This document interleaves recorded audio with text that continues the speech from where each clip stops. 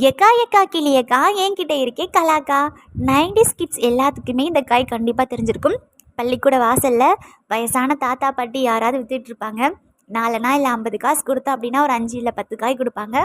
அது வாங்கி வத்தப்பொடி உப்பு வச்சு சாப்பிட்டுக்கிட்டு ஈவினிங் நடந்துக்கிட்டே வீட்டுக்கு வந்துடலாம். காய் வந்து அவ்வளோ சூப்பராக இருக்கும். இங்கே தூத்துக்குடியில் நாங்கள் இதை கலாக்கான்னு சொல்லுவோம். சிவகாசியில் இதுக்கு என்ன பேர் தெரியுமா?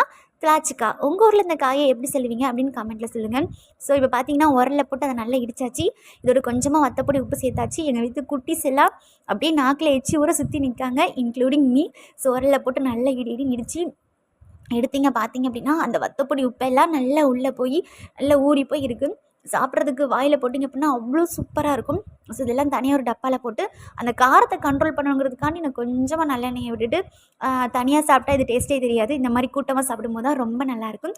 ஸோ வீடியோ பிடிச்சிருந்தது அப்படின்னா லைக் பண்ணுங்கள், ஷேர் பண்ணுங்கள், சப்ஸ்கிரைப் பண்ணுங்கள். தேங்க்ஸ் ஃபார் வாட்சிங்.